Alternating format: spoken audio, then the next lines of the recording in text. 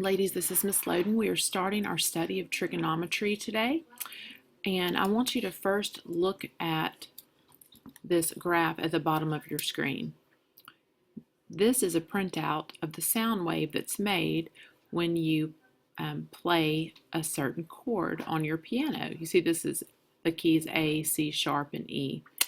And so when you play that chord, this is what the sound wave looks like. And as we learn about trigonometry this semester, we're going to learn about sound waves, light rays, vibrating strings and how it creates these waves, the swinging of a pendulum. We may even do an art project in the makerspace with pendulums, and orbits of atomic particles. I want you to know that the word trigonometry is derived from the Greek language, and the word trigonometry actually means measurement of triangles. We're going to be doing lots of that for the next 2 quarters. Initially, trigonometry dealt with relationships among the sides and angles of triangles, and it was used in the development of astronomy, navigation, and surveying.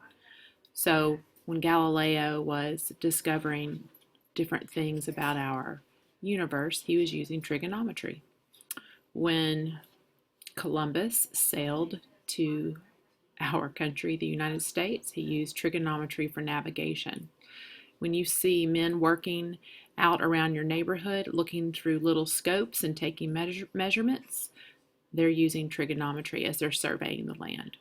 But with the development of calculus and the physical sciences in the 17th century, trigonometry applications expanded to include more than just the measurement of triangles.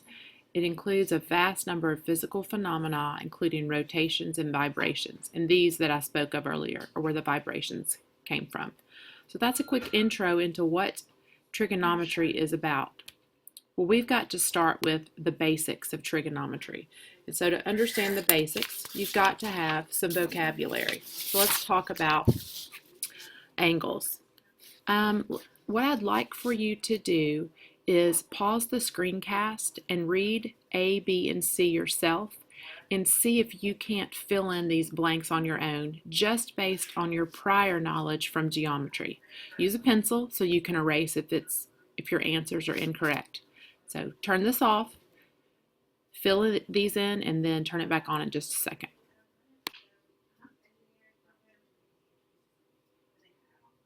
Let's take a look and see how you did. An angle is formed by 2 rays that have a common endpoint called a vertex. So let's take a moment and draw an angle. So an angle is formed by 2 rays that have a common endpoint. Here are our 2 rays. Here's our common endpoint, the vertex. An angle is made up of an initial side and a terminal side. So your initial side would be the starting side, and the terminal side would be the ending side. Just think about the words initial and terminal and what those mean. The measure of the angle is determined by the amount of rotation from the initial side to the terminal side. So for example, if we have 2 rays, one laying on top of the other, and we opened those up, think of the vertex like a hinge. If we opened those up and we rotated this terminal ray 50 degrees, then the angle measurement is 50 degrees. At this time, we're going to talk about some important information about angles, and I'm going to teach you some vocabulary that you need to understand. So let's first talk about something called the standard position of an angle. All right, we will be using standard position of an angle all throughout our study of trigonometry. So let's begin by drawing an X and a Y axis. Standard position has the vertex on the origin. So go ahead and place a vertex on the origin, and the initial side of the angle lies on the positive X axis.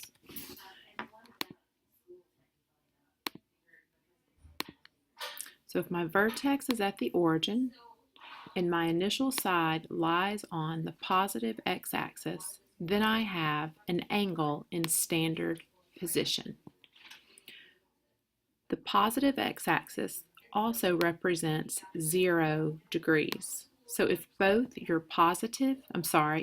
initial and terminal side lie on the positive x-axis, then your angle that's in standard position has a degree measure of 0.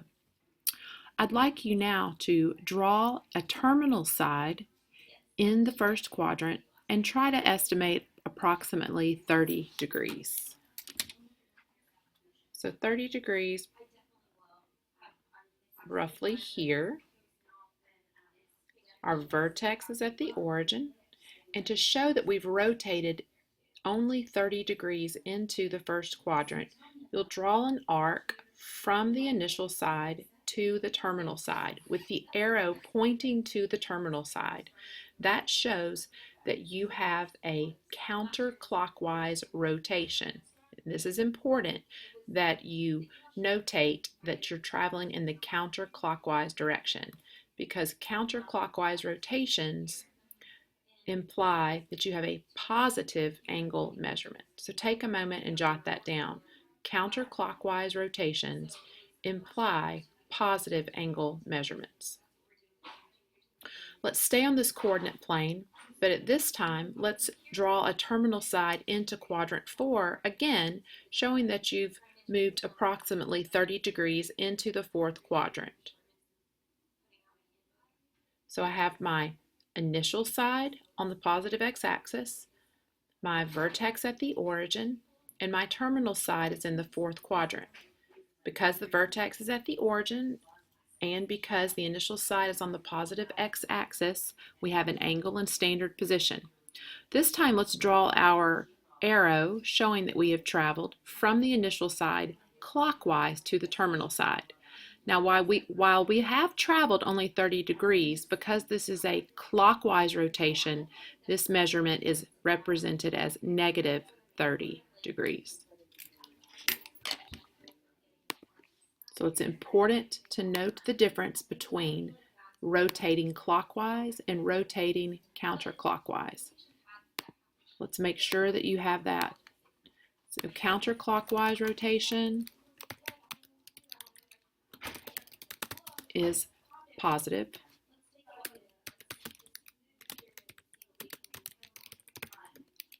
And a clockwise rotation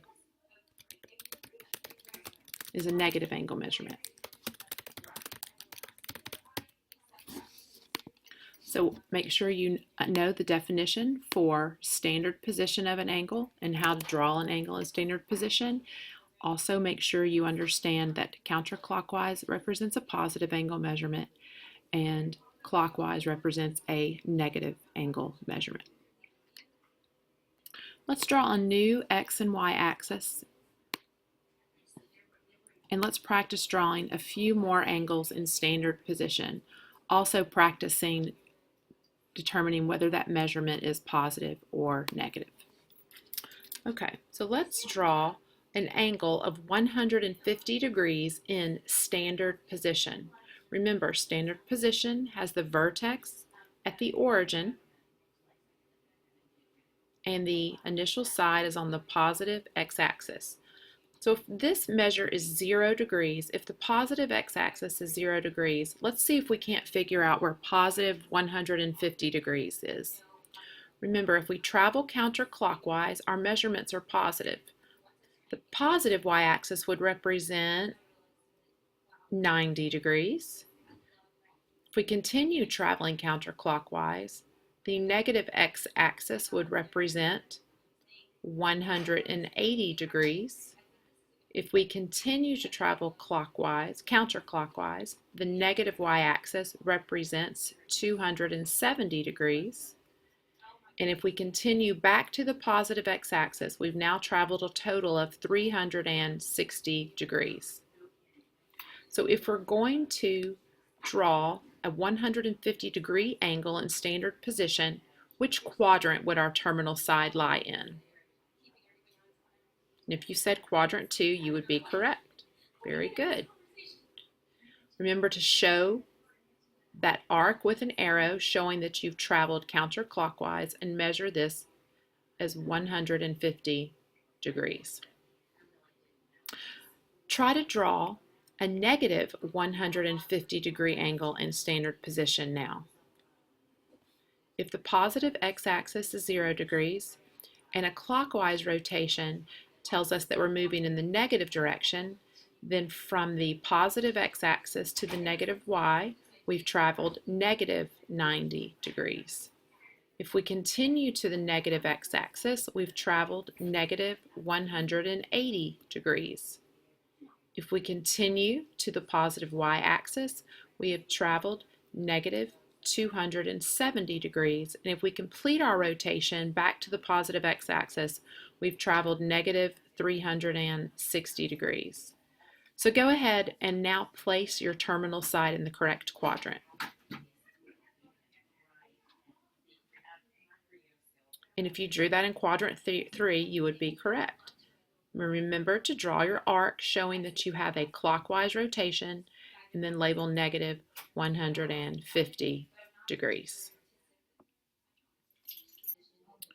That wraps up your first video.